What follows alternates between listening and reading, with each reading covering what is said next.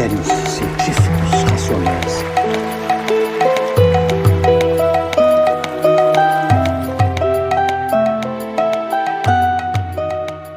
Ei, gente, boa noite. Boa noite.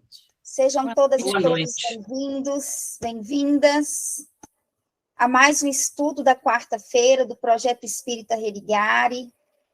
Na noite de hoje, nós iremos refletir em torno desse tema, que é um tema extremamente importante para o movimento espírita, para que nós tenhamos uma relação com o espiritismo que seja uma relação funda, que seja uma relação próxima, não só de entendimento, mas de aplicação dos princípios kardecianos. E, para isso, é de fundamental importância a leitura das obras. Inicialmente, o Livro dos Espíritos, depois, o que é o Espiritismo, e também as revistas espíritas de Allan Kardec. Toda a codificação em si, né? Mas, para que a gente tenha uma compreensão mais ampla sobre a doutrina espírita, é importante ler Livro dos Espíritos, o que é o Espiritismo, e alguns artigos também das revistas espíritas de Allan Kardec. O meu volume aqui é uma capa de luxo, não dá para ver bem, né? Mas as revistas espíritas de Allan Kardec é a continuidade do seu trabalho, as publicações que eram feitas na Sociedade Parisiense de Estudos Espíritas, e ele fazia questão de publicar as evocações, as experiências, as análises, e colocar para que todos pudessem desenvolver um raciocínio, uma reflexão em torno de assuntos que eram assuntos da época, e assuntos também importantes para o enriquecimento do movimento espírita, dos espíritas em si. Eu vou começar a nossa reflexão pegando exatamente um trecho de um discurso de Allan Kardec, no 5º ano, na Revista Espírita de junho de 1862, Sociedade Parisiense de Estudos Espíritas, discurso do senhor Allan Kardec, falando da renovação do ano social, a 1º de abril de 1862. E eu vou pegar apenas um trecho onde o codificador vai tratar sobre a qualidade dos membros da Sociedade Parisiense de Estudos Espíritas, a qualidade dos membros e dos frequentadores das instituições espíritas. Vejamos bem que não é a quantidade de membros, a quantidade de frequentadores, não, o objetivo é a qualidade dos membros, a qualidade dos frequentadores, no sentido de qualificação partindo do estudo, da reflexão e da análise. E aí o codificador diz: o número dos membros da sociedade é, pois, uma questão muito secundária. Porque hoje, menos que nunca, não poderia ter a pretensão de absorver todos os adeptos. Seu objetivo é, pelos seus estudos conscienciosos, feitos sem preconceitos e partidarismos, de elucidar as diversas partes da ciência espírita, de procurar as causas dos fenômenos e de recolher todas as observações de natureza a esclarecer a questão tão importante e tão palpitante do estado do mundo invisível, de sua ação sobre o mundo visível e das inumeráveis consequências que disso decorre para a humanidade. Porque essa posição, e pela multiplicidade de suas relações, ela se encontra nas condições mais favoráveis para observar bem e sempre. Seu objetivo é, pois, essencialmente moral e filosófico. Mas o que, sobretudo, deu crédito aos seus trabalhos foi a calma, a seriedade que ela lhes coloca. É tudo, e tudo que tudo ali é discutido friamente, sem paixão, como deve fazê-lo as pessoas que procuram, de boa fé, se esclarecer. É porque se sabe que ela não se ocupa senão de coisas sérias. Enfim, a impressão que os numerosos estrangeiros, frequentemente vindos de países longínquos para assistir a ela, levaram da ordem e da dignidade de suas sessões. Esse trecho que o codificador faz questão de mencionar quanto à qualidade dos membros no quesito estudo, conhecimento sobre espiritismo e seriedade dos encontros, é um norte para a gente. Ele até coloca para a gente sobre que nós devemos, ou que essa sociedade, esse agrupamento espírita deve ter menos paixão, no sentido de menos euforia, e mais lucidez, mais razão, mais reflexão sobre os estudos filosóficos.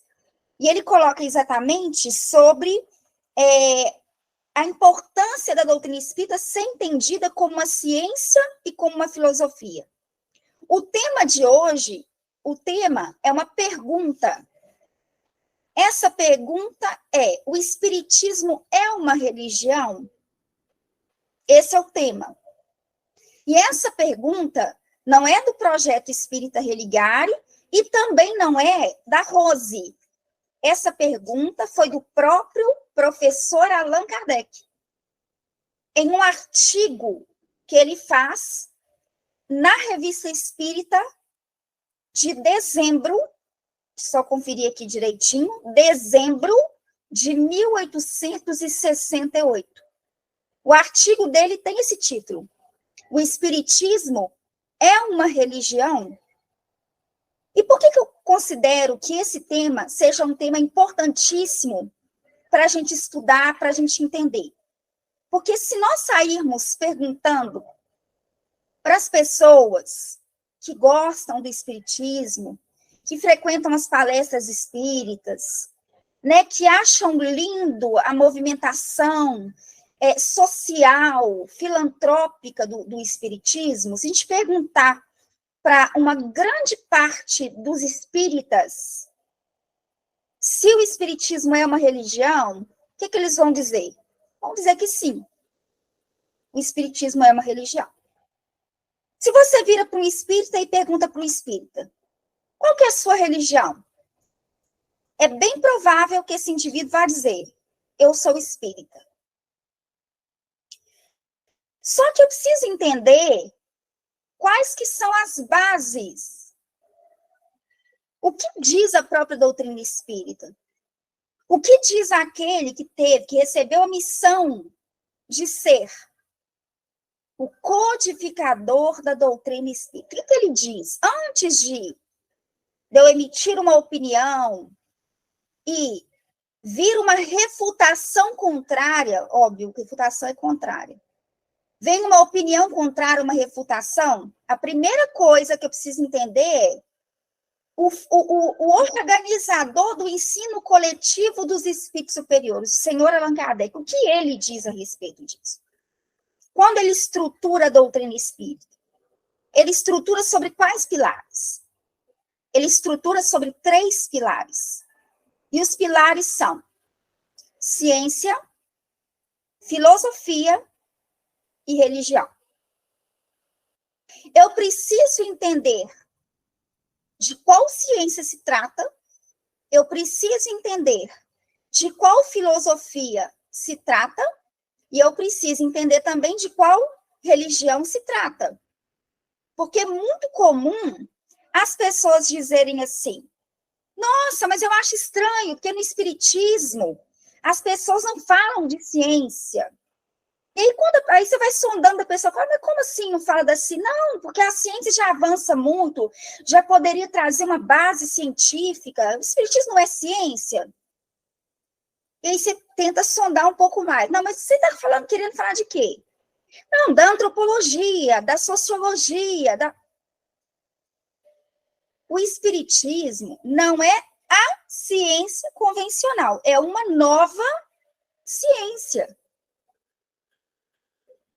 Quando a gente fala de história, sociologia, psicologia, das ciências como um todo, você está falando de um método, de um campo de observação de componentes que são de ordem material, do nosso plano material. É o comportamento humano, são as manifestações da natureza como um todo. A ciência que propõe os próprios espíritos superiores é uma ciência de observação do mundo invisível. Ponto. Volto a repetir. A ciência, que é um caráter do espiritismo, que faz parte do tripé, é uma nova ciência. Uma ciência de observação do mundo invisível. Fenômeno das mesas girantes e dançantes. Batidas. Movimentação de objetos. Observação, análise, investigação. E por aí vai. Na mediunidade, psicofonia, psicografia, pneumatografia, pictologia.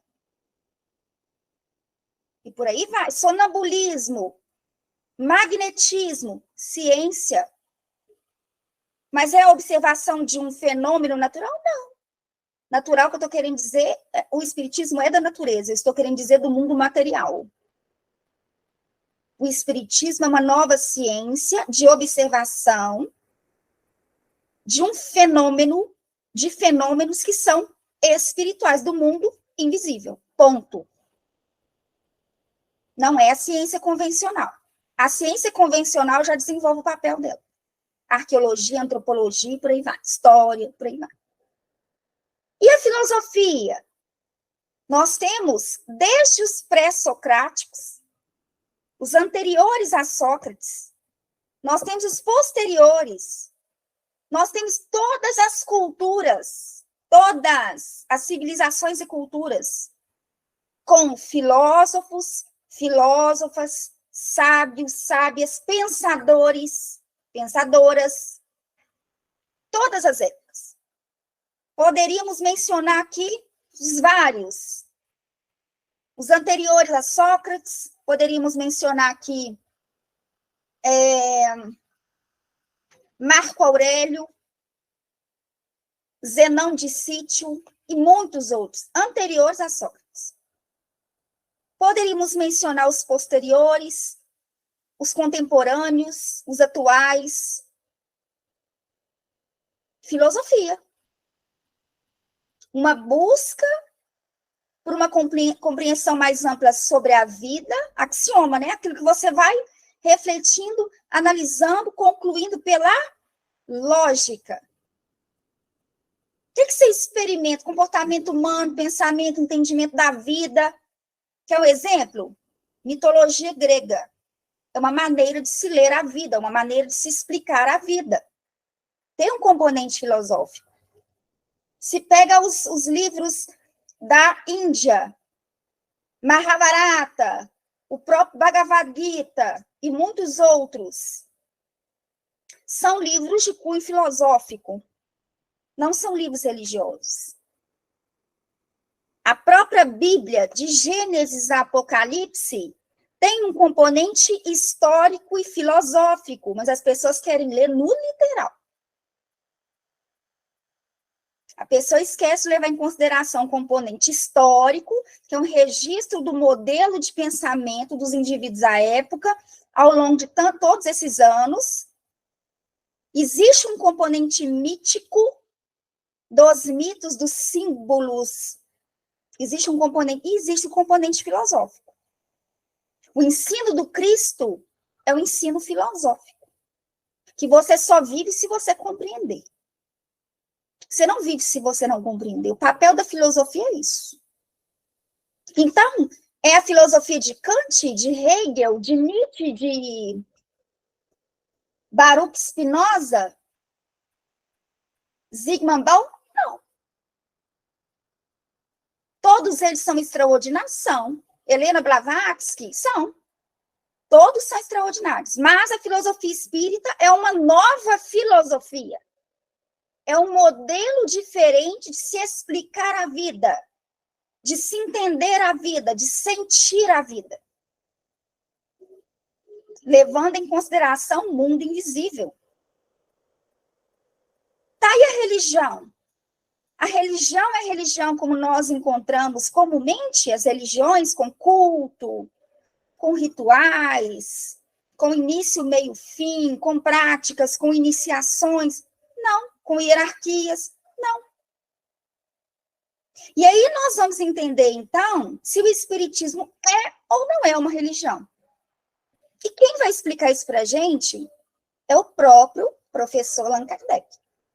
Nesse item que eu acabei de mencionar para vocês, que está dentro do artigo, que é um discurso feito por ele, no Dia dos Mortos, que está na Revista Espírita, do ano de 1868.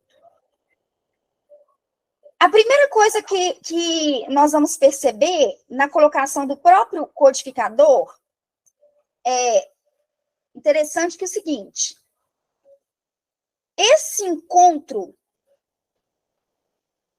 que era essa sessão comemorativa do Dia dos Mortos, era algo intencional.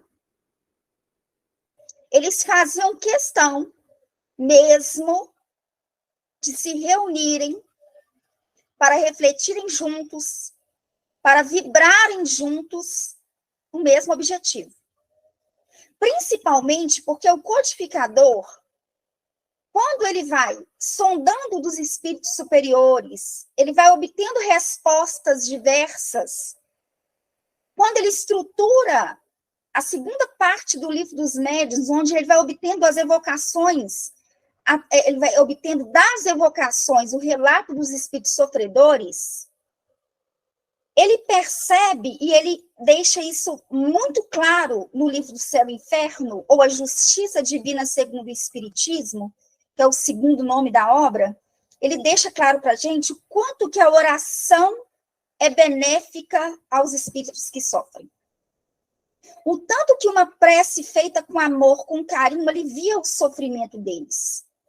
E tem um trecho no Livro dos Espíritos que ele questiona exatamente sobre o Dia dos Mortos. E aí ele pergunta para os espíritos superiores se faz algum sentido familiar ir lá, onde está o corpo, lembrar do indivíduo, fazer uma oração sincera. E aí ele pergunta para ver se faz algum sentido. E os espíritos dizem faz. Quando o espírito desencarnado é lembrado, ele recebe todas as emanações e as vibrações de carinho, de amor, de gratidão e se felicita com isso. Isso é a resposta dos espíritos superiores. E fala, e naturalmente eles se afastam quando eles não são mais lembrados. Isso é normal, isso faz parte do processo, sim ou não? Pensa bem, a gente se mantém mais pertinho de quem a gente tem mais convivência. Então, se você está sempre lembrando, fazendo uma prece, dizendo mentalmente para aquele ser que já partiu, o quanto que aquele ser é importante para você, o quanto valeu aquele tempo da reencarnação, essa mensagem moldurada por uma vibração de gratidão, de amor, de carinho, vai de encontro àquele espírito. Isso fundamenta esse encontro que os espíritas faziam a cada comemoração do Dia dos Mortos. E é exatamente nessa sessão comemorativa que ele faz um discurso, e para começar o discurso, ele busca uma referência evangélica. ele pega a referência de Mateus, capítulo 18, versículo 20, quando Jesus diz: onde estiver 2 ou mais reunidos em meu nome, ali eu estarei. Então, ele começa o seu discurso citando essa fala de Jesus. E aí, a primeira pergunta que ele faz, olha, veja bem, que o título é uma pergunta. Depois da referência evangélica, ele faz uma nova pergunta. Gente, toda pergunta, ela merece resposta. Porém, antes de dar qualquer resposta, e isso qualquer pessoa de bom senso sabe, antes de responder de forma apressada, irresponsável, de qualquer maneira, a gente pensa na resposta. A gente reflete, a gente analisa, a gente pesquisa, a gente não vai respondendo assim. A primeira pergunta dele é: o espiritismo é uma religião? Opa, então, se para toda pergunta tem que ter uma resposta, deixa eu ir atrás de pesquisar, de analisar, de refletir. O que a gente vê não é isso. O que a gente vê é pessoa, você passa a pergunta, todo mundo, sim, mas já pesquisou? Já pesquisou? Porque tem que pesquisar, não basta responder, e não basta refutar também uma resposta que, às vezes, vai contrário àquilo que é uma crença. O que é crença? O que você não fundamentou, que você não construiu com raciocínio, com algo bem embasado. Então, primeira pergunta: o espiritismo é uma religião? Vamos obter resposta com Kardec, mas vamos construir uma linha de raciocínio também. Porque se amanhã alguém perguntar para vocês qual que é a religião de vocês, vocês lembrarem de mim para responder, vocês não têm que lembrar de mim, não. Vocês têm que lembrar do professor Allan Kardec, na Revista Espírita, dezembro de 1868. Tem que lembrar do que é o espiritismo, tem que lembrar do Livro dos Espíritos, vocês têm que saber, vocês precisam saber de onde que vocês partiram para desenvolver esse raciocínio. Estão me fazendo entender? Sim ou não? Sim? Então, primeiro ele faz uma pergunta no título, no discurso, né? E depois, olha que bacana, ele faz uma outra pergunta. Qual que é a pergunta que ele faz? Nós não poderíamos fazer de forma particular o que eles se propuseram a fazer em comum? E aí eu vou trazer para a nossa reflexão aqui. Se eu tivesse, ao invés de falar assim, gente, hoje nosso tema, naquele horário certinho, bonitinho, vai ser tal. A gente não poderia refletir de forma isolada, cada um no seu canto da sua casa? Eu passaria as referências para vocês iam ler. Iam ler, cada um ia tirar as conclusões. Talvez chegaríamos num senso comum ou não. Por quê? Porque a leitura nem sempre a gente lê o que está lá. Às vezes a gente coloca no texto o que não está lá. E às vezes a gente não lê o que está no texto. Já perceberam isso? Já? Porque interpretação de texto. Às vezes teve alguém aí que matou a aula, como eu. Português. Não aprendeu. Aprendeu interpretação de texto. E aí eu faço o que eu não sei interpretação de texto, então vai estudar. Porque para se estudar espiritismo, você tem que ter noções. Senão você vai extrapolar o texto, você vai colocar no texto que não tem. Ou às vezes você não vai perceber o que o texto realmente está dizendo. Então tem que ter esse aspecto também. Então, se nós poderíamos estudar de forma particular, por que nós estamos aqui em conjunto? Essa é a pergunta do Kardec. E aí que vem a beleza da questão. A gente pode estudar espiritismo de forma isolada? Pode. Então, para que casa espírita? E eu pergunto, então, para que Sociedade Parisiense de Estudos Espíritas? Que foi a sociedade que o Kardec fundou. Porque até aí, a união faz a força. O senso comum. A sintonia. O objetivo em comum. Isso é muito importante. Então, a primeira coisa que ele vai colocar para a gente, ele fala assim, ó, quando nós estamos juntos em alguma coisa, e ele fala, precisa ter Unidade de intenção, unidade. Nós estamos em quantos aqui? 16. Tem que ter unidade de intenção. É unidade, é uma intenção só. Ficou claro? Unidade de intenção. Qual que é a nossa atenção? Nós estamos aqui hoje para quê? Para buscar conhecimento. Para refletir sobre um tema que eu nunca ouvi. Para aprofundar um pouco mais sobre a doutrina espírita. Ok. Se todos nós aqui estivermos com essa intenção, aí nós estamos numa unidade de intenções. De intenção. Unidade de intenção. Para além da unidade de intenção, ele fala de um outro aspecto. Ele fala, preciso também ter unidade de vontade. Que eu posso estar aqui, ou pode ter alguém aí deitado, cochila, perdeu 80% do estudo, acorda no assim seja, na hora da oração, né, Vilminho? Tem dia que não está cansado. Tem dia que o dia não foi tão bacana. Percebe isso? Então, eu preciso ter a unidade de intenção, mas eu preciso também ter a unidade de vontade. Não bater um sono aqui, deixa eu levantar, deixa eu molhar o rosto, ficar alerta aqui, deixa eu sentar, ficar alerta, pegar aqui a revista espírita que a Rosa está lendo. Então, é unidade de vontade. Não é ouvir de forma passiva, não. Vontade ativa. O outro ponto que ele coloca, unidade de desejo. Ah, então desejo e vontade são coisas distintas?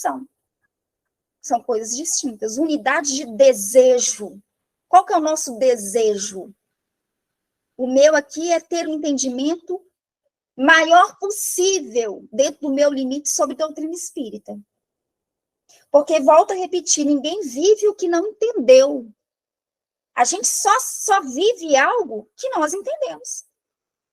Vai estudar filosofia para ver. Para aquilo fazer sentido, você tem que entender todo o modelo de pensamento. Exemplo, quantas pessoas não falam mal do Nietzsche, filósofo Nietzsche? Fazem piada, sem entender o contexto que ele está dizendo. Sabe? Eu só acreditaria num Deus que soubesse dançar, Deus está morto. Ele não fala que ele matou Deus, ele fala que a ciência matou Deus. E dentro de um contexto. E a pessoa que não entende, às vezes, é aquela coisa. Refuta, brinca, faz piada, mas ri de algo que não entendeu. E que não teve esforço também, o mínimo de esforço para entender. E aí vem Kardec e diz, na ausência de fatos, a dúvida é a opinião do sábio.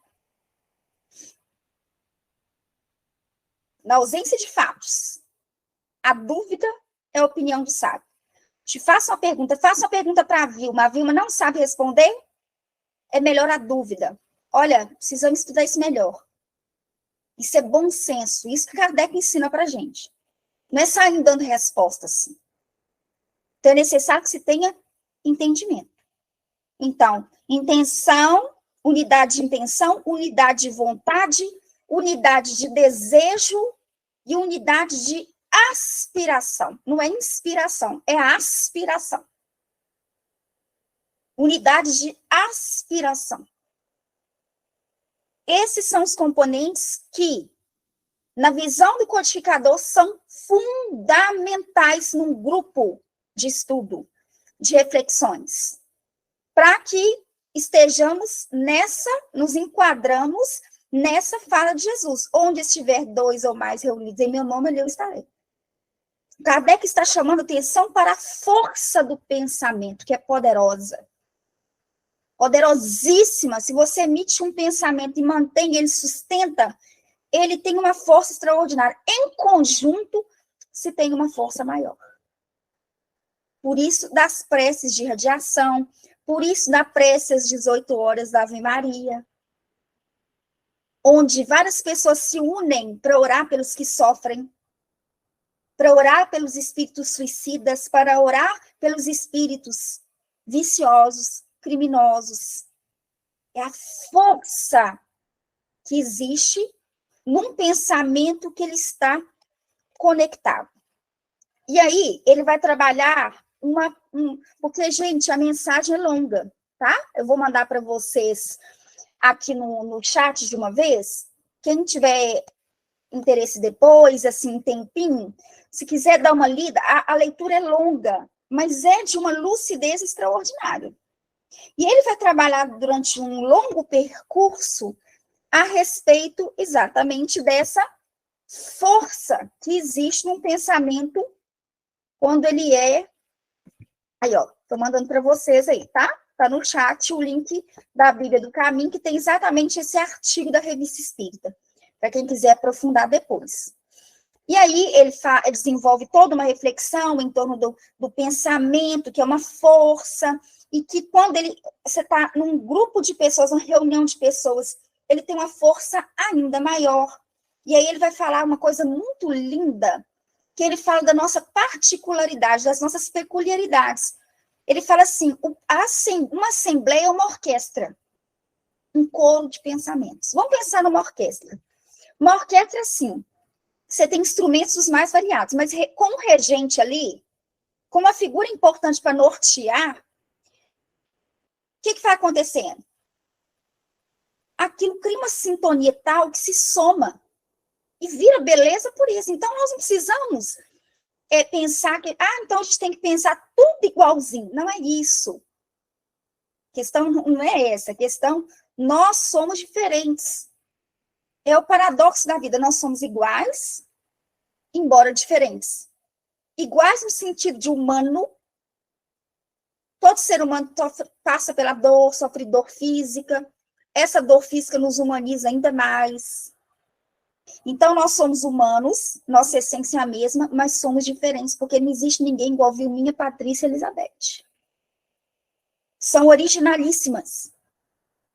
Quem criou jogou a forminha fora. Olha que beleza. Daí que é necessário que a gente desenvolva essa percepção do valor de cada um. Percebe isso? E aí ele fala uma coisa bonita, ele fala assim, a comunhão de pensamentos produz, pois, uma sorte de efeitos que rege sobre o moral. Comunhão de pensamentos produz, pois, uma sorte de efeitos físicos que reage sobre o moral. O que isso quer dizer? As vibrações, as nossas vibrações aqui, que nós estamos emitindo, sustentando, produz efeitos físicos em nós.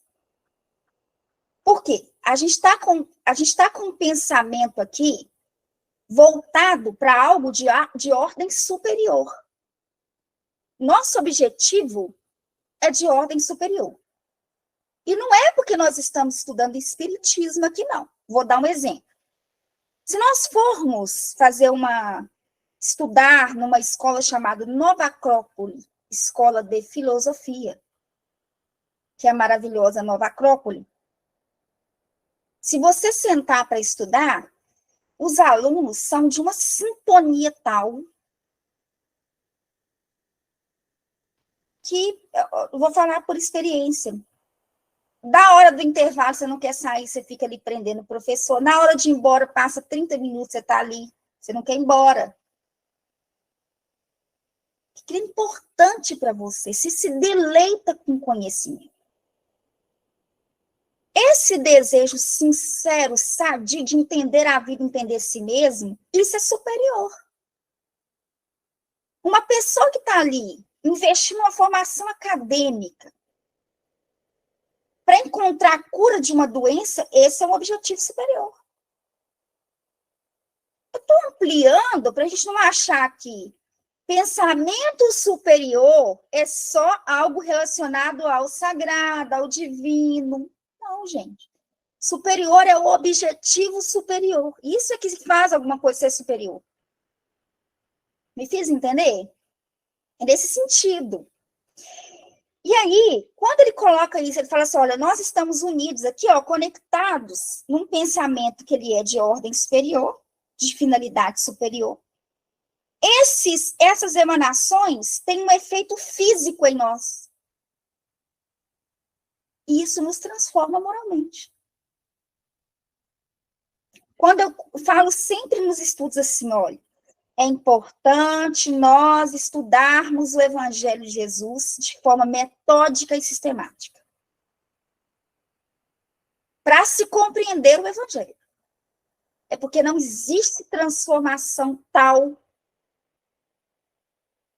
como a transformação que o evangelho opera em nós, uma vez que você entende a mensagem de Jesus. E Kardec explica isso nesse sentido. Você, com a sua dedicação, com a sua, sabe, você está ali e está todo mundo conectado. Essas emanações de alto nível produzem um efeito físico. E isso nos transforma. Isso atua no moral, diz o codificador. Então, o que ele está falando até agora? Ele está falando de união de pensamentos.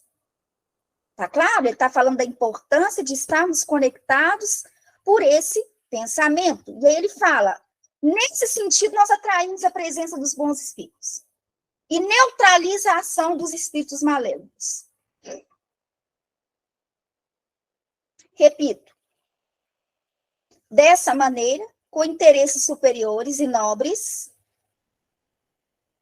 úteis, nós atraímos a presença dos espíritos superiores e repelimos, naturalmente, a ação dos espíritos infelizes ou malévolos.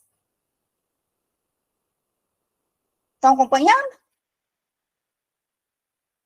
Então, o espiritismo é uma religião? No sentido de conexão, de comunhão de pensamento, sim, só nesse sentido. E ele vai dizer, como não existe outra palavra, nós vamos usar essa. Mas o espiritismo não é uma religião.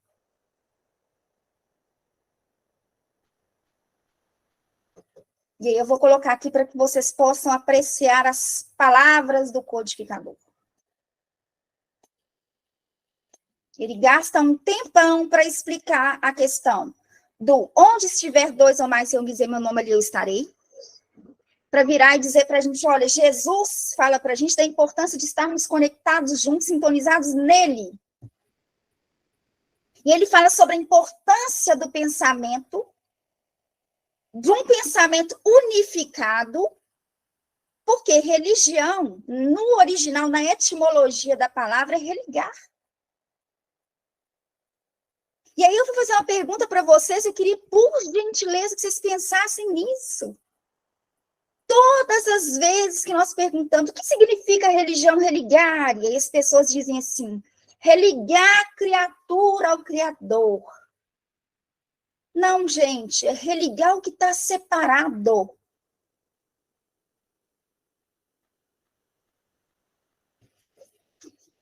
Religião é para religar o que está separado, que foi distanciado. Não existe distanciamento da parte do divino, porque Deus está em tudo. Agora, se você não o vê, não o sente, aí é uma questão individual, de fórum íntimo, de subjetividade ou ignorância. Deus não é uma coisa temporal. Ah, quando eu me tornar um espírito puro, aí eu vou estar sintonizada com o divino.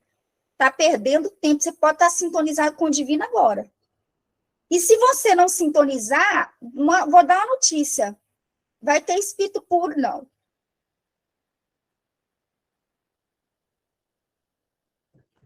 O reino de Deus não vem com aparências exteriores, ele está dentro de vós. Muitos dirão, ei, Lular, não acrediteis, ele está dentro, não está fora, não.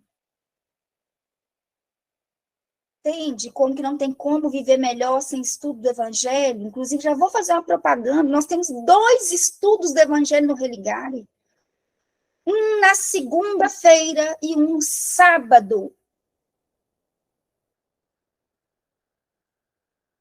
Não existe terapia melhor. Não existe análise melhor. Nada. Não existe nada que consola mais. Não existe nada que nos fortalece mais. Buda, quando atinge a iluminação, atinge debaixo de quê? Uma figueira. chamada bodi. O figo, quando você parte o figo, o que você descobre? Ao partir o figo é uma flor que não desabrochou. Quando você parte o figo, você vê, ao partir, as florzinhas lá dentro. Por quê? Porque o figo é uma florescência interior. Não é fora, gente. É dentro. E não é temporal, é atemporal. Então, você pode tentar religar o tempo inteiro, sua vida inteira, você tentar religar a Deus. Se você ficar separado do próximo, vou dizer que não vai adiantar nada. Por isso que Jesus fala assim, olha, reconciliai-vos com vosso inimigo enquanto estás a caminho com ele. Se você for apresentar uma oferta ao altar e lembrar que alguém tem alguma coisa contra ti, deixa ali a oferta, volta, reconcilia-te com o teu adversário enquanto estás a caminho com ele, depois você vai apresentar a oferta. Que é mais agradável a Deus o perdão e a reconciliação religarem do que a oferta. O que Deus vai fazer com a oferta, gente? Me ajuda. Percebe? Bezerra de Menezes diz, a distância que me separa de Deus é a mesma que me separa do próximo. Pergunto, o nosso problema é Deus? Ou é a vizinha? O cunhado? A cunhada? A sogra? Ex-marido? Ex-mulher? Filho? Perceberam?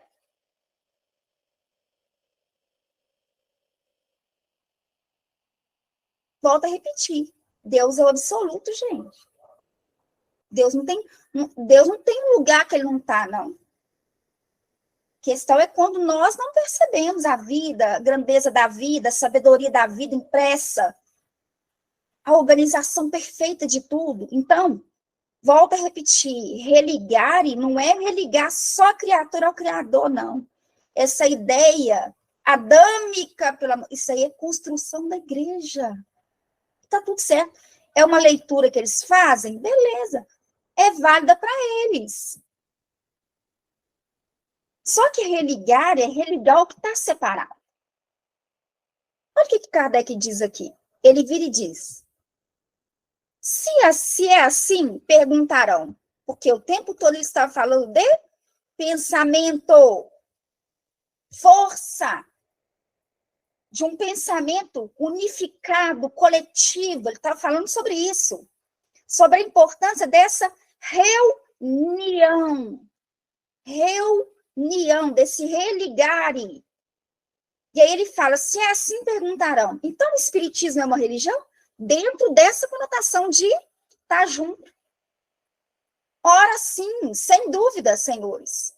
Aqui, presta atenção, no sentido filosófico, o espiritismo é uma religião. E não no sentido religioso. Vou fazer uma distinção aqui para vocês perceberem. Que inclusive é o que ele fala depois. Vou até ler aqui rapidinho para a gente caminhar aqui na leitura. No sentido filosófico, o espiritismo é uma religião. Veja bem, ele coloca assim no livro o que é o espiritismo. O que é o espiritismo? Na introdução, ele fala, o espiritismo é ao mesmo tempo uma ciência de observação e uma doutrina filosófica. Como ciência prática, consiste na relação que se podem estabelecer com os espíritos.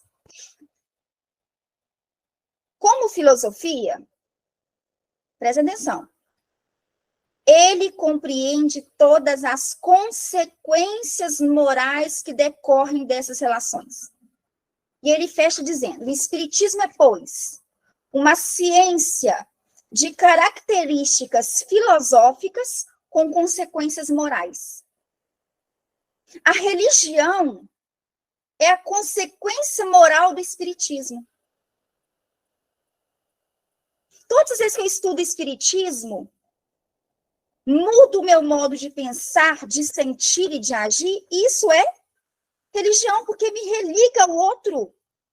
Eu passo a ser uma pessoa muito mais humana, eu passo a ser uma pessoa fraterna, eu passo a ser uma pessoa respeitosa, eu elimino de mim todo o racismo, o preconceito e todas as demais... Lei do progresso, cadê? Acho. E todos os demais sentimentos que são infelizes, humanos, que eu vou entendendo a vida, eu vou entendendo as relações humanas. Então, nesse sentido de consequência moral, tem uma conotação de religião, porque me conecta ao outro. Nesse sentido, dá para a gente perceber claramente quais que são os movimentos ditos religiosos hoje em dia aí, que não tem nada de religião, sim ou não? Percebem? Vou abrir aí daqui a pouco para a nossa conversa. Como que você chama de religião uma coisa que afasta os seres? Não faz o menor sentido. E aí, existe uma questão do Livro dos Espíritos, dentro da lei do progresso, vocês entenderem. O que é vivência espírita? O que é consequência moral, a religião espírita? Questão 799 do Livro dos Espíritos. De que maneira o espiritismo pode contribuir para o progresso? Tá? Existe a lei do progresso. Muita gente chama de evolução. Eu prefiro usar o nome que os espíritos superiores estabeleceram para a gente. Lei do progresso. Resposta. Então, de que maneira o espiritismo pode contribuir para o progresso, no sentido de consequência moral? Destruindo o materialismo, que é uma das chagas da sociedade. Não materialismo no sentido marxista, de consumo, de apego à matéria, não é nesse sentido, mas de uma crença materialista. Tá? De que só existe isso aqui, morreu, acabou, deixa eu correr atrás e ganhar aqui, porque não existe nada depois mesmo, por que eu vou ser bom? Crença materialista, tá? Desencarnou com 40, então esse ser já não existe mais. Por quê? Porque não existe nada depois da morte. Isso é uma crença materialista. Ele faz os homens compreenderem onde está o seu verdadeiro interesse. É aqui? É ganhar no agora? Não. Eu não sou material. Sou um ser espiritual. Por que eu vou querer ganhar aqui no mundo corporal a todo custo? Humilhando pessoas, prejudicando pessoas? Não. A pessoa passa a levar em consideração que existe algo além. É o que Jesus fala. Todo aquele que for humilhado será elevado. Todo aquele que for elevado será humilhado. Acompanharam a linha de raciocínio? A vida futura não estando mais velada pela dúvida, o homem compreenderá melhor o que pode segurar o futuro através do presente. Destruindo os preconceitos de seita, de casta e de cor, ele ensina aos homens a grande solidariedade que os deve unir como irmãos. Acabou isso tudo. Muita paz, tudo de bom. Unir como irmão. É religião nesse sentido. Diante de ser racista espírita, segura na mão de Deus e vai. Pelo amor de Deus, não faz o menor sentido. Se o indivíduo alimenta uma ideia horrenda que te afasta do outro, se a função do espiritismo é nos conectar, mas a vida do outro é errada. Você é juiz, por acaso? Você nasceu para ser juiz da vida alheia? Dá vontade de perguntar para a pessoa. Eu nunca vi no mandamento assim, vigiai-vos uns aos outros, diz o Senhor. Vocês já viram? Eu nunca vi. Deus deu a vida para cada um cuidar da sua. É a campanha, grande campanha para a vida. Cada um cuidando da sua. Né, Zinha? Participe você também, a campanha diz. É mais ou menos isso. O objetivo dessa conotação de religião é unir os homens como irmãos. Mas para isso tem que acabar com preconceito de seita. Tem preconceito de seita? Não vou nem falar, né, gente? Me ajuda aí. De casta. Tem gente que acha na sociedade 2023 que tem um grupo que tem que servir, o outro tem que mandar. Não é? Já perceberam isso? Tem gente que pensa em 2023 que tem um grupo que tem que lavar prato, tem que servir. O outro tem que mandar. Não é só na Índia que tem preconceito de casta, não, tá? Esse povinho aí pensa assim. Isso é preconceito de casta. Eu conto para eles, vocês contam. Né? Cor. Ai, não vamos nem falar sobre isso. Ah, mas não pode nem falar denegrir. Mas você não falou que você quer evoluir? Dá vontade de perguntar assim para a pessoa. Porque tudo isso é evoluir. E aí implica em mudar um termo. Olha, se o termo traz uma conotação ruim, por que não eliminar do vocabulário? Está pegado uma palavra? Se aquilo vai chegar no outro de uma forma desrespeitosa, então pensa antes de fazer uma colocação, que é a lei do progresso. Toda melhoria é válida. E aí nós vamos melhorando em todas as esferas sociais, espirituais, acabando com a hipocrisia. Qual que é a função do espiritismo? É essa. Não tem como você visitar um orfanato num dia e no outro dia você ser racista ou homofóbico. Não faz o menor sentido. Ficou claro? Ah, mas é evolução de cada um. Tem coisa que não é evolução de cada um, não. É o óbvio que foi... Isso é para ontem. É para ontem. Tem mudanças que são para ontem. Que valem a vida de indivíduos. Se a gente não mudar o comportamento, nós não estamos ajudando a sociedade, não. Então, tem coisas que são urgentes. Deu para ter percepção aí? De qual o sentido que é a união, que ele coloca aqui para a gente aqui, ó. E assim perguntarão, então o espiritismo é uma religião? Ora, sim, sem dúvida, senhores. No sentido filosófico, o espiritismo é uma religião. Porque o objetivo principal é o quê? Conectar as almas, que elimina todas as impurezas das relações. Você passa a ser uma pessoa muito mais respeitosa, muito mais amorosa. Isso sem estudar, se entender e se vivenciar os princípios, né, gente? Porque, infelizmente, tem gente que não conhece sequer o livro dos espíritos. Aí não tem como viver o que não conhece mesmo, não. E nós nos vangloriamos por isso, porque é a doutrina que funda os vínculos da fraternidade e da comunhão de pensamentos. Não sobre uma simples convenção, mas sobre bases sólidas, as próprias leis da natureza. A lei de fraternidade, se nós pegarmos as 10 leis morais, a lei de adoração. Ah, mas você está falando que não é uma religião? Não é adoração no sentido de você criar uma estátua do Kardec e ficar lá, não. Nós acabamos de dar uma prova do que é sacrifício, do que é oferta, no sentido evangélico da questão. Entende? A questão exterior, ela passa a não fazer muito sentido nessa conotação que nós estamos refletindo, tá, gente? Volta aí, pelo amor de Deus. Vamos entender bem. Nessa conotação que nós estamos refletindo, não faz muito sentido você ficar apegado a uma oferta para ser dada ao altar e brigando com o adversário. É isso que Jesus coloca para a gente. O que tem mais valor é reconciliação com o adversário.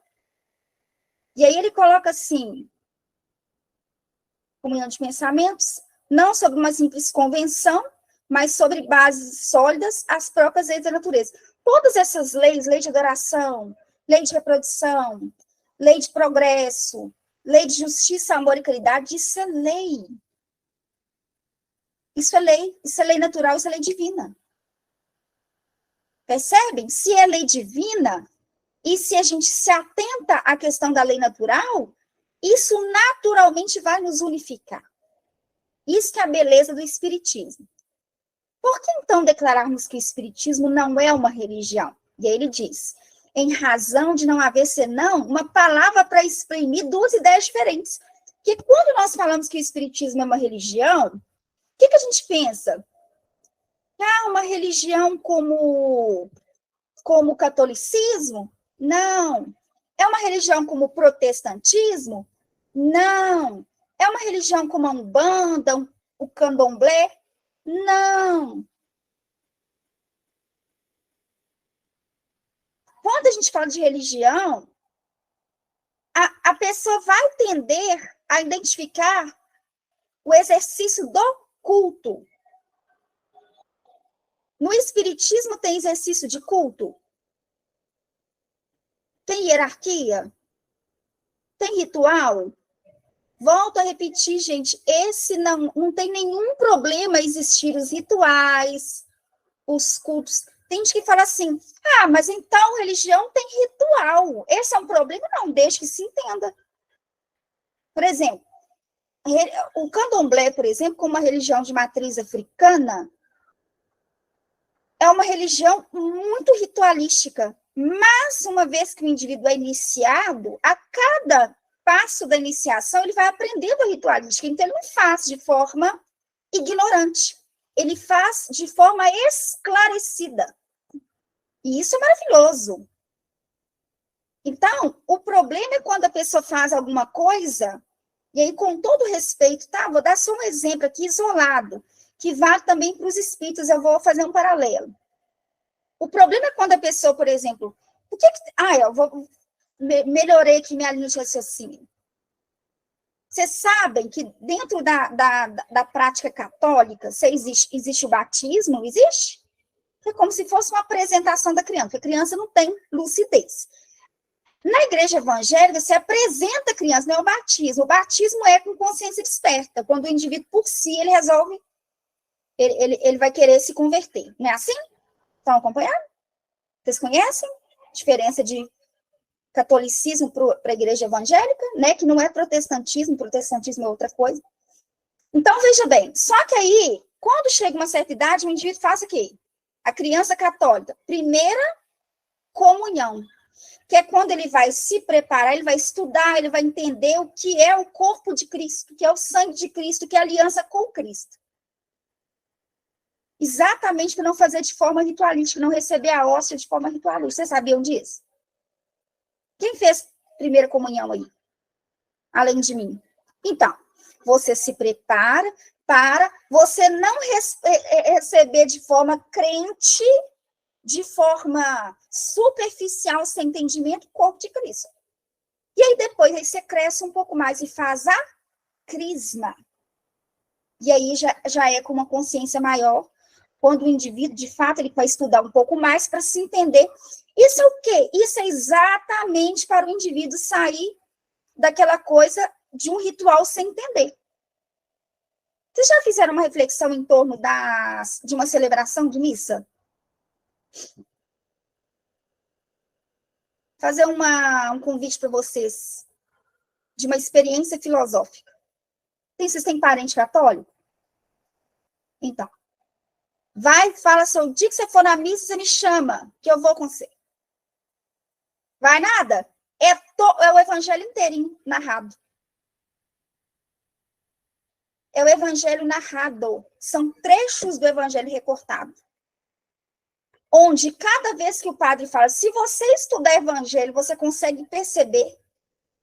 E ele vai relembrando em toda a estrutura da missa as referências evangélicas que são a base da celebração. É lindo. Naquele momento, que é o momento anterior à comunhão, que se fala assim,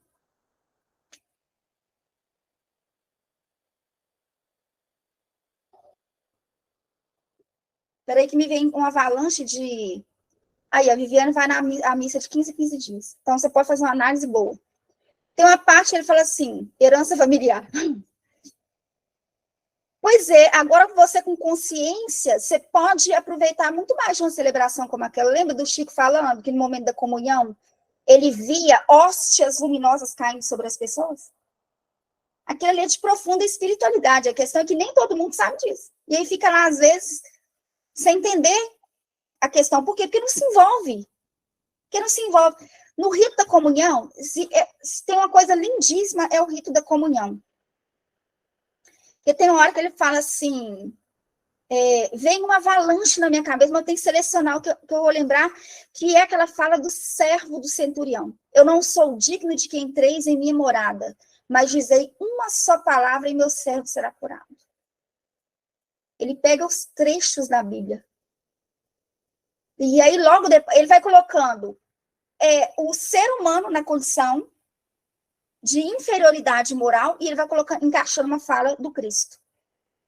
É como se fosse um diálogo. Ou seja, se todo mundo se aproximasse, se inteirasse do assunto, se integrasse mesmo, para entender, as coisas fariam muito sentido. Eu estou falando para o católico mesmo. Né? O próprio corpo, o próprio sangue. E isso eu estou colocando, mas assim, por exemplo, eu falei que às vezes a pessoa vai lá fazer a comunhão sem ter a menor ideia do que é aquilo. Do mesmo modo que existem muitos espíritas que tomam a água dita fluidificada e não sabem nem o que é. Se você perguntar a diferença da água fluidificada para magnetizada, a pessoa não sabe o que é. E vai tomar o passe na cabine de passe e também não tem a menor ideia do que é aquilo, faz o que na hora? É a mesma coisa, isso também é um ritual. Não era para ser, mas é. E a falha está onde? A falha está na própria instituição que não explica para os indivíduos o que é o passe magnético. O recurso importantíssimo da água magnetizada, se você está com um familiar enfermo, você pode levar para magnetização na casa espírita ou você mesmo magnetizar a água e dá para tomar, dá para o seu familiar tomar. Entende? Isso é um dever, enquanto instituição, trazer esse esclarecimento para que as pessoas não façam as coisas no campo do ritual, do culto. Tudo que vai fazer tem que fazer de forma consciente. Ah, mas o espiritismo é assim um culto, porque tem prece inicial, tem prece... Não, a prece que a gente faz é evocação. O que a gente faz é evocação. Se alguém nunca pensou nisso, pense.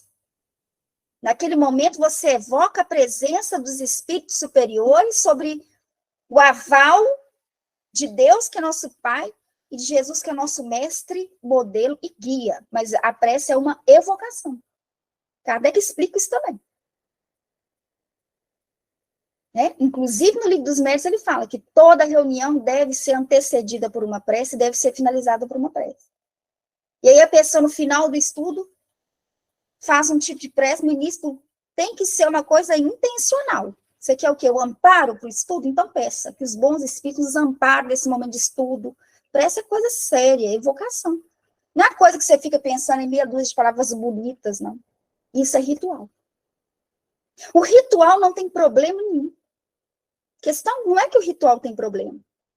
A proposta da doutrina espírita é que é outra. Por que no espiritismo não tem hierarquia? Embora muito espírita pense que tem. De forma equivocada. E às vezes vê o médium como hierarquia, o expositor como sendo hierarquia. Tem medo das pessoas, não conseguem dar uma opinião, porque fica com medo. Ai, aquele lugar é intocável. Tocável nada. O que eu estou fazendo aqui, vocês poderiam ter feito. Eu estudei antes, vim, estou compartilhando uma reflexão. É só fazer um curso de expositor, curso de expositora, se preparar. Que não tem hierarquia. Por isso que é expositor, é palestra, é reunião pública, é grupo de estudo, coordenador, coordenadora, circunstancialmente. Então é um problema ter hierarquia? Não. Inclusive, eu fico impressionada que a disciplina que eu via no candomblé, eu não vejo no movimento espírita. E nisso eu sinto muita saudade. Espírita, pelo menos o que eu percebo, é de uma indisciplina sem limites. Em todos os aspectos. Casa espírita é uma arrastação de cadeira, uma gritaiada, uma confusão, como se a gente não tivesse um lugar que tivesse que ter respeito, onde tem pessoas ali refletindo, estudando, analisando. Onde espíritos ali são tratados. Né? Indisciplina com horário é uma coisa absurda. Indisciplina com o trabalho que é voluntário, mas é importante que você tenha responsabilidade com a tarefa assumida. É uma indisciplina coletiva. É impressionante. Por quê? É aquela coisa. Aqui nós temos tudo para desenvolver autonomia. Tudo. E a autonomia ninguém me manda fazer. Eu pego e faço. E aí os estudos começam com 50 pessoas, 60. Quando dá 3 meses depois, tem 20. No final do estudo tem 5, 6 pessoas. Não tem perseverança. Não tem. Então, a questão não é a hierarquia. A questão é que os espíritos superiores nos convidam nesse momento a vivenciar alguma coisa diferente, mas a pessoa insiste que tem que ser religião. Isso que me irrita. Então, gente, então para que mais uma religião? Para que mais uma? Não faria o menor sentido se fosse uma coisa replicada. Ah, não, a gente pensa diferente aqui, vamos criar um culto novo. Não faz o menor sentido. Então, esses componentes são importantes para a gente perceber o seguinte, olha, então já que não é um culto, já que não é uma religião nesse sentido, né, porque não tem esses estímulos externos, é uma coisa filosófica mesmo, para produzir um efeito em nós, de uma consequência moral.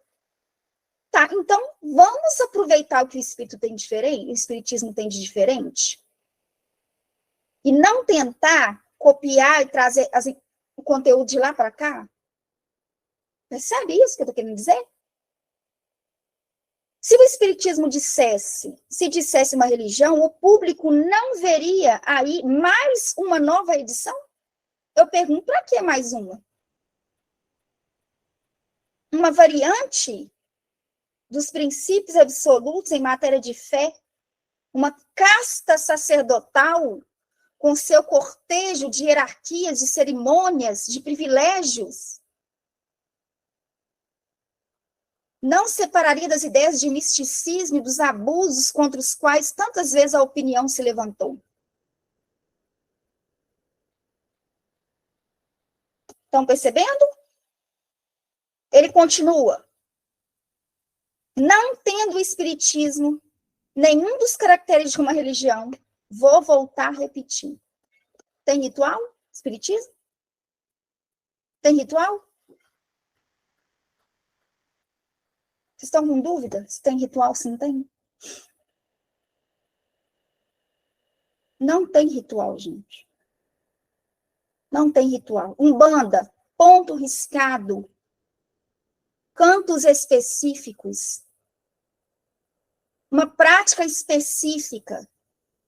Manipulações de elementos. O magnetismo está ali, puro, total. Mas existem as manipulações de elementos. Entende isso? Na Umbanda tem um cachimbo lá do preto velho, tem as ervas que ele passa no indivíduo. Tá? No Espiritismo tem isso? Não. E isso nós estamos dizendo que está errado a Umbanda? Pelo contrário, nós estamos valorizando e dizemos não podemos desrespeitar um culto tão lindo como a Umbanda. E criar uma imitação. É isso que é o bonito da doutrina espírita. O Espiritismo não copia nada. Pelo contrário, se mantém filosófico. Lá, para quem tem dúvida disso, vocês vão achar que é opinião pessoal minha, vai na lei de adoração. Vocês vão ver lá a respeito dos rituais, das oferendas. Vai lá para ver. Percebe? Para dizer, a intenção do indivíduo é o que dá validade ao rito. Entende? E aí que está a diferença da questão.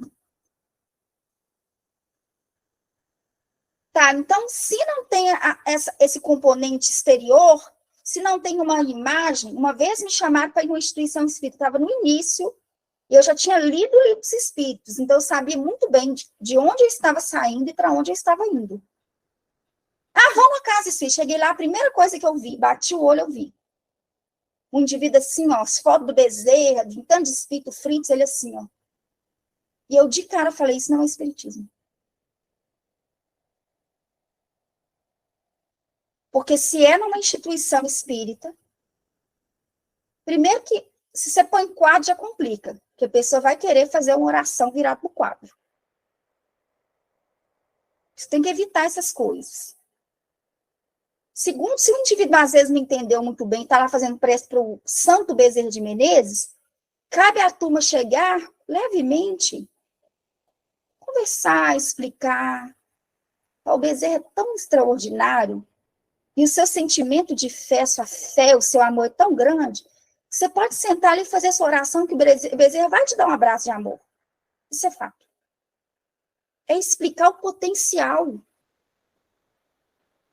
Então, Emmanuel fala assim, está na hora da gente desenvolver um tipo de fé que não se apega a determinadas coisas que são de ordem exterior. É momento de voltar para dentro. Repito, nós estamos dizendo que os outros estão errados? Não, gente, pelo amor de Deus. Eles estão certíssimos no lugar onde eles se encontram. Eu fui do Candomblé 16 anos. Depois que eu comecei a estudar espiritismo, eu entendi vários rituais e vários ebós, trabalhos que acontecem, inclusive as curas que acontecem nos barracões de Candomblé. Por que eu consegui entender? Porque o espiritismo explica, os espíritos superiores explicam a questão do magnetismo, do sonambulismo, do poder magnético, dos médiuns curadores. Entende isso? Então está tudo certo. O Chico dizia, no momento mais importante, na hora como é que fala?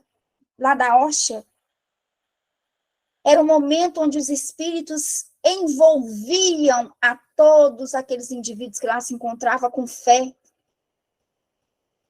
Então, da nossa parte, cabe uma valorização, respeito profundo pelas religiões. É a comunhão, o momento de comunhão, né? O próprio nome já diz, é comunhão. O momento de um indivíduo, ele está ali, ele eleva todo o seu coração. É um momento diferente. E o Chico dizia, os espíritos superiores faziam cair pétalas luminosas, hóstias luminosas sobre as pessoas. Então, quanto a nós, precisamos respeitar, valorizar as escolas religiosas, né? E entender o papel do espiritismo. Eu pergunto mais uma vez, então o espiritismo é uma religião? Não é uma religião. O espiritismo tem um papel filosófico que é de eliminar em nós todos os componentes de ordem, sentimentos inferiores, né? Que acabam nos afastando. Então, a religião, que às vezes a gente não tem um nome melhor para descrever, é apenas como consequência moral. Mas no sentido usual da palavra religião, não é. Então, se alguém perguntar, quando me perguntam, não estou falando para vocês dizerem isso não, tá? Cada um se posiciona da forma que se sente melhor. Quando as pessoas me perguntam, qual que é a sua religião? Eu digo, não tenho religião. Mas eu abracei uma filosofia de vida, que é o espiritismo. Mas o espiritismo não é uma religião? E aí eu explico como Kardec explicou. Olha, no sentido de que ele nos unifica, sim, porque ele religa, mas é só nesse sentido. Todas as vezes que eu vivo os princípios kardecianos e os princípios evangélicos, neste momento se faz a religião espírita, mas é só nesse sentido. Porque se eu faço o contrário disso, eu estou desvirtuando a própria doutrina espírita em si, que não quer competir com as demais. Pelo contrário. Eu vou dar uma pausa aqui na gravação para a gente começar agora uma bate-bola aí rapidinho, tá, gente?